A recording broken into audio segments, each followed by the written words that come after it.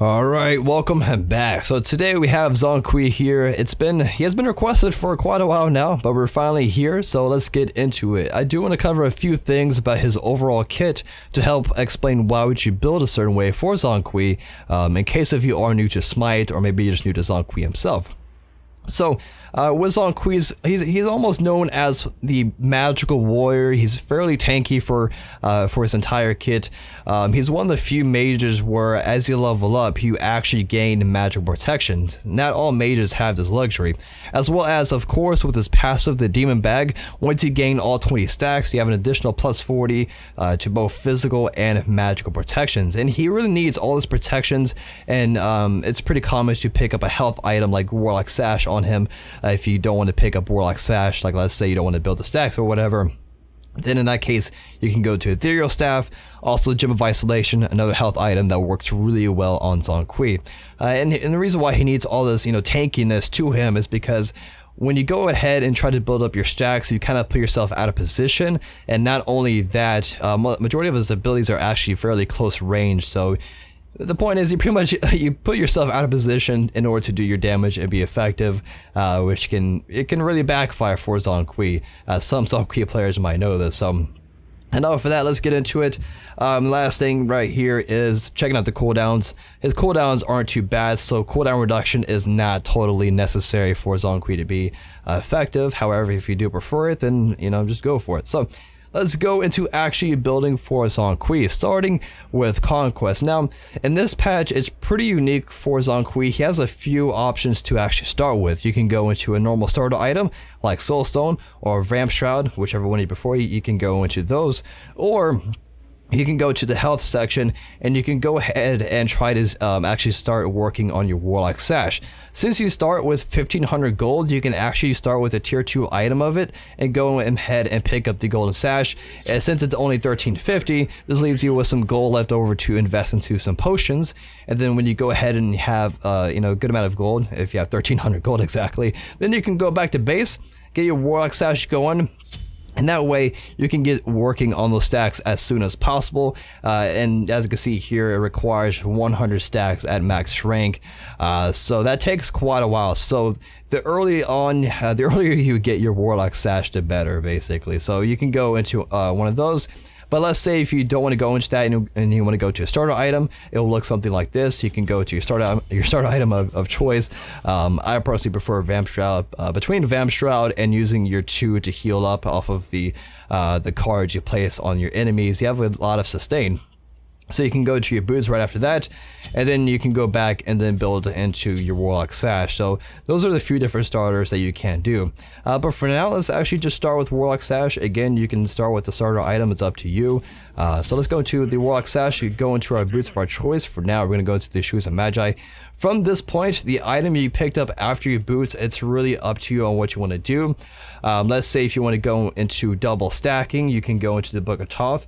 This will allow you to have a lot of mana between Warlock Sash giving you 400 and then Book of Thoth giving you additional 125, and then the passive stacks on Book of Thoth give you even more mana. It has a lot of power between these two stacking items. However, it's kind of expensive since this item is almost 2700. So you can go into that. Let's say if you want some cooldown reduction, this will be the time to go into that. You can go either into the Chronos Pennant, or let's say if you want to be more of a tanky Zhong Kui, then you can go into the Breastplate of Valor at this point, again giving you 20% cooldown reduction, and in this case you gain a lot of physical protection. So those are a few different options there that you can go into. For now, I'm just going to go into the Book of Thoth. So regardless of what item you picked up after your boots, this would be a good time to go into your penetration item of choice right after that for your 4th item slot here. So there's a few different things you can go into here. Again, if you want to be pretty tanky for Zhong Kui, you can go into the Void Stone. It works pretty well for Zhong Kui because obviously he has to be fairly close to apply his damage and just do his overall abilities. And with that being said, you can go to Void Stone, giving you more magical protection. You gain a little bit of magical power, and the aura effect you can easily apply since you're chasing down people with your ultimate, and this will allow you to debuff your enemies and shred 20 protections off of them. So you can go into that. If not, if you're dealing with rather tanky players or you want to do more structure damage to like towers or fire giants or phoenixes, then you can go to Obsidian Shard. Now, if you're not fighting any tanky targets really, and you don't really care about doing the most structured damage, then you can go into Spear of the Magus. Now, as you can see here, you do have to apply all 3 stacks to get the maximum use out of this item, but you can easily apply those stacks with Zhong Kui, considering your 1 does a damage over time effect, so you can easily apply the stacks with that, and as well as, of course, your ultimate, it ticks multiple times as long as they're in range, and you can easily apply the stacks to that.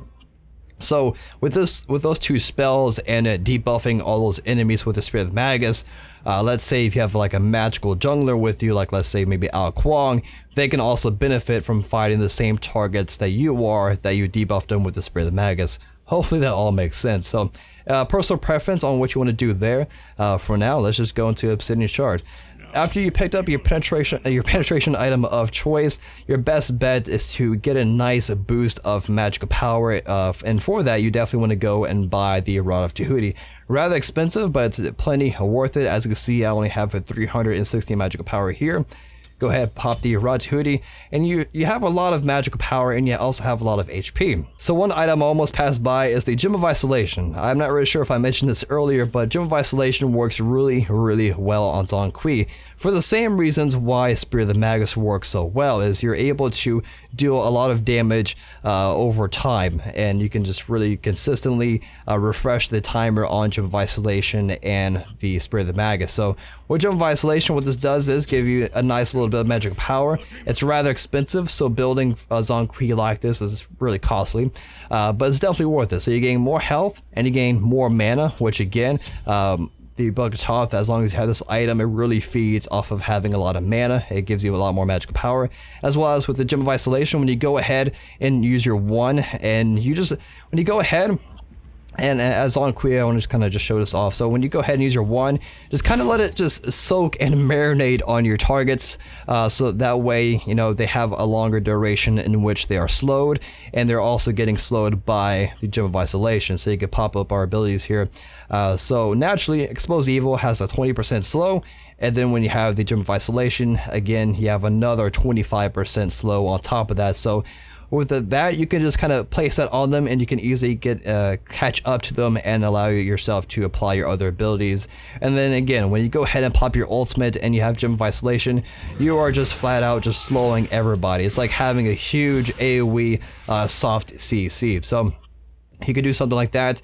When you pick up Gem of Isolation's up to you. Like let's say instead of Book of Thoth, maybe you want Gem of Isolation there, you could put it there if you want to. It's really up to you on what you want to do. So this is pretty much the build that I would do. As far as like Arena, things are a little bit different. For Arena, you can still start with Warlock Sash if you really want to, if you really want to get those stacks as soon as possible. However, like let's say you have other mages on your team and you can't really get all the stacks to yourself, then maybe Warlock Sash is not the item for that time. Instead of Warlock Sash, you might want to invest into the item called Ethereal Staff. It does pretty much the same thing, except it's better in comparison to Warlock Sash if the Warlock Sash has no stacks. Again, hopefully that makes sense. So again, you can go into, the Shoes of the Magi. You probably want to get a cooldown reduction item in Arena since you're constantly fighting in Arena, so you can go into Chronos Pendant. You can go into like a Gem of Isolation. You go into a pinned item, go into the Rod Tahuti, and then your last item, it can be whatever you want. Like let's say if you want a lot of magical power and the match is ending fairly soon, you can just pop the Book of Thoth. Even without stacks, and you pick up Book of Thoth once you're level 20 and you have all your other items done, it gives you a really nice boost of magical power. Again, I have 481 magical power, level 20, have all these items, go ahead, pick it up. And then we have 665 magical power. Again, that's without stacks, so even if you don't have stacks, this item is actually still pretty good, and you can do something like that. It's really up to you, so you can really mix and match your build the way you want to. So that's going to pretty much wrap it up for the build video today. Hopefully it was helpful. Actually, I want to try one more thing. I haven't really tried this in this patch. So previously, you're able to use, it used to be called Ages, but now it's called Sanctuary. You used to be able to pop your ultimate and then pop Sanctuary, otherwise known as Ages, and you used to be immune to damage while using your ultimate and running around. Let's see if we could do that. So go ahead and pop our ultimate here, and then pop Sanctuary. Yeah, see, we still had the effect of Sanctuary of not taking damage, and we're still able to move around and cast our ultimate. So again, you can still use that to your advantage. And the reason why I have Purification here, the relic, he's not CC immune during any time in his life. He has minor CC immunity when you're using your ultimate. As you can see here, he has immune to knockback, slows, and that's pretty much it. So if you get stunned, then you're stuck there. In that case, you can just pop Purification. Another thing you can do is use Sprint. So when you use your ultimate, you can go ahead and pop Sprint to ensure you can chase down targets.